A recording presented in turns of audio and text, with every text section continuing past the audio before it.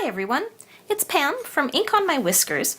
Today we're going to be making this gift box and matching tag using the gift box punch board. We'll do the tag in a separate video just so that these are short, and you can look for that tomorrow. But for now we'll get started with the gift box. The paper I'm using for this project is the Under the Tree Specialty Designer Series paper. And you can see here that it comes in a variety of patterns. And one side is craft.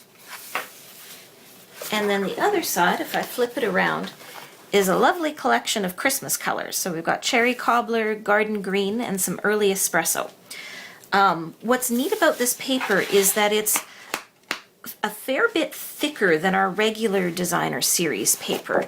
It's got a bit more of a tooth and a weight to it. Let me just grab a scrap here.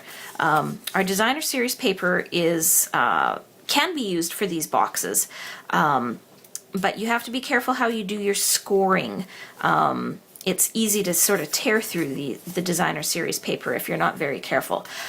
This is much, much heavier and sturdy and just fabulous for box projects like this.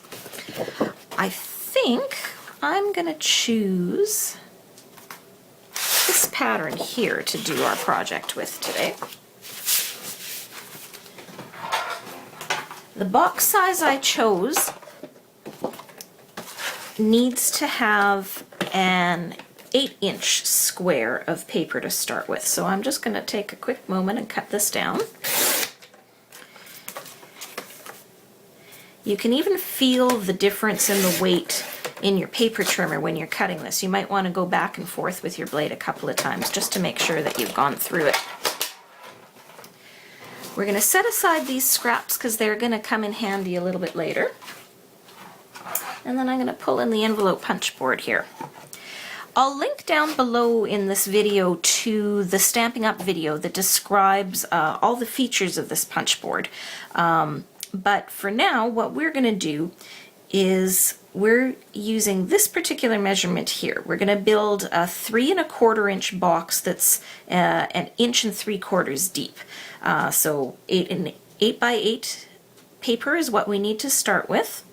And our start line is the large marking, and our diagonal line is the small marking. And that'll be clear just as soon as I get going. Just like the envelope punch board, there's a scoring tool that comes with the board. And another feature of the board is that it has an extender for the scoring channel, so that if your paper is particularly large, you can go off the end of the board with it. Okay, so we were starting with the large start line, so I'm going to stick my paper in like this. And unlike the envelope board where there's only one score, this one you need to do 3 separate score lines on each side. So we're going to go down like this,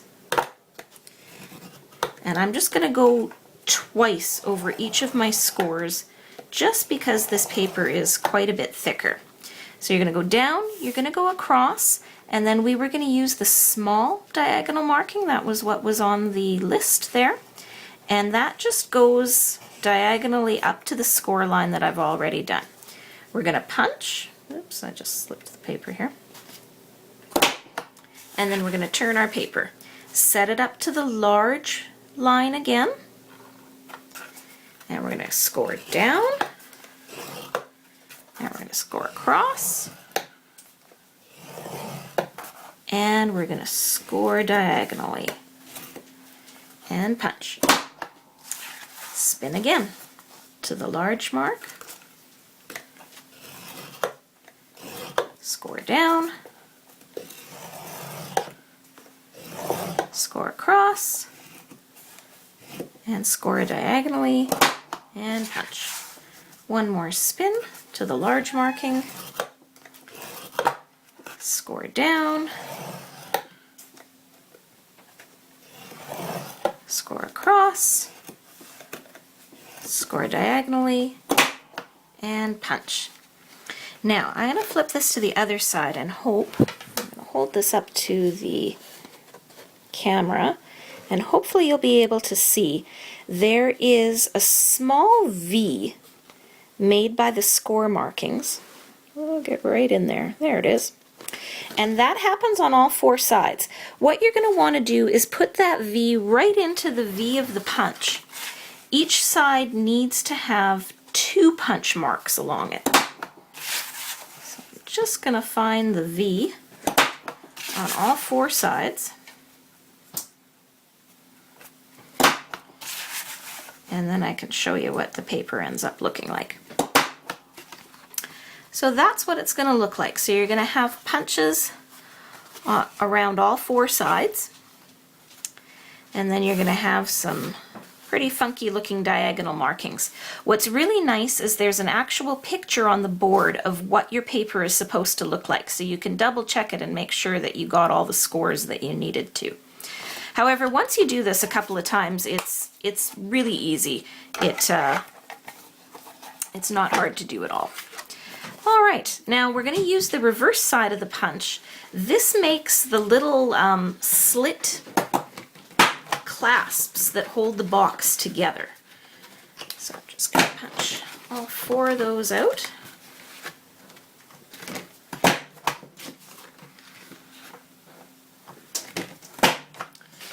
And you can see what that looks like. There's a nice little slit in each of the 4 sides, and it also rounds the corners. Okay, we're going to get rid of the board. And we're going to do some folding. I'm going to grab my regular bone folder, go back to that. And you're going to want to reinforce all the score marks that you've already done. Just like any box project. The scores are what makes putting the box together easy when the time comes. Alright, now the last thing that you're going to want to reinforce really well is that diagonal line that we were scoring ends up being sort of the inside of the box flap. And it's that fold there that's going to make your box fit together really easy. So hopefully you can see what I'm going to do is I'm going to go around all 4 sides and really make sure, super good, that diagonal score line is nice and creased.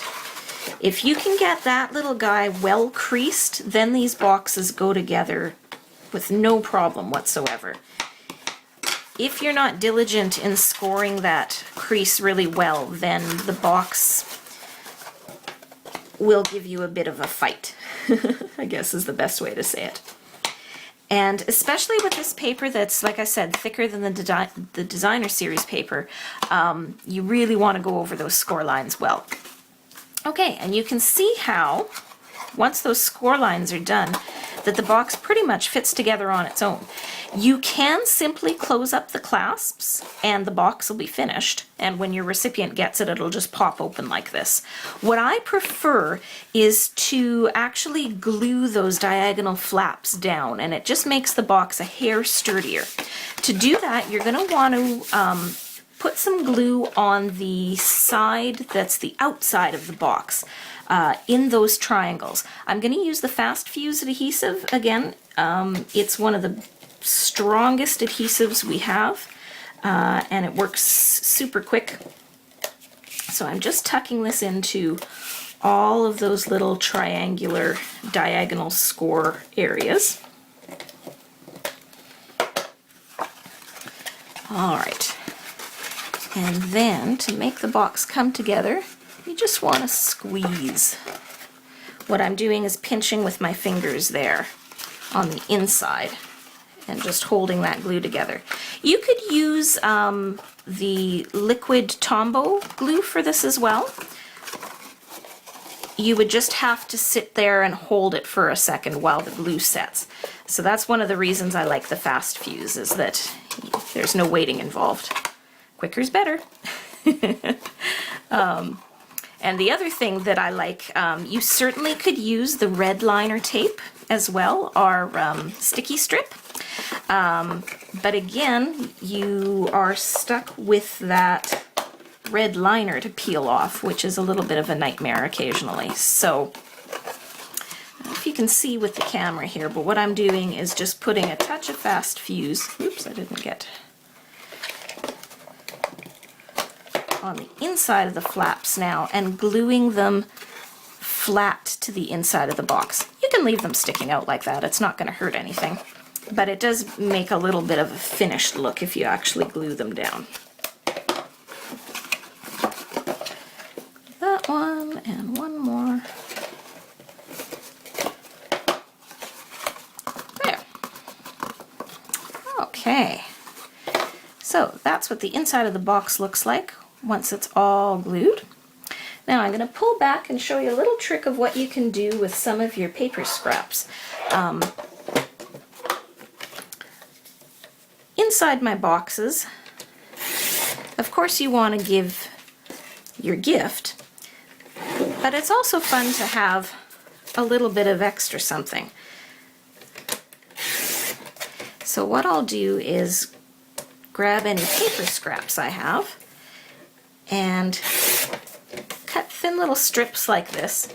I won't do the whole thing for now, but little thin strips like this, and actually just scrunch them up. And you throw them inside the box, just like that green grass that you get in Easter baskets. It just adds a nice little, you could see how really cute that would be if you did a whole bunch of strips and filled it up. Now, I think I have a gift here that we can put inside for a certain feline friend. Little fish. We gotta have some fun around here, don't we?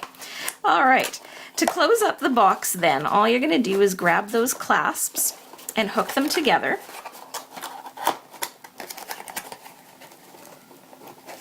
Sometimes what you may want to do is push the sides of the box first, just to make sure that it's all coming together. And then just wrangle them into position. This one's being particularly stubborn. There it goes. All right, all closed. We're going to grab this absolutely gorgeous sheer linen ribbon in Cherry Cobbler. When I work with ribbon, I usually leave my ribbon on the roll, and then that way I can kind of gauge exactly how much I need and have as little waste as possible. Tuck that in through there, maybe the bottom of the box, and then once I kind of get an idea of how long, then I can cut my ribbon off and tie my actual bow.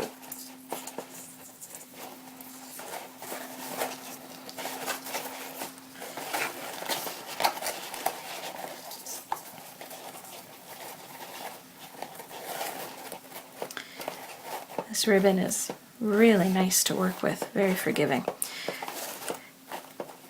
And to fuss with your bow, you just kind of you keep alternating by pulling the bows and the tails back and forth until it kind of lies in a direction that you like. And then what I'm going to do is I'm going to fold over the edges of the ribbon like this and cut diagonally, and that gives you a nice little fishtail ending.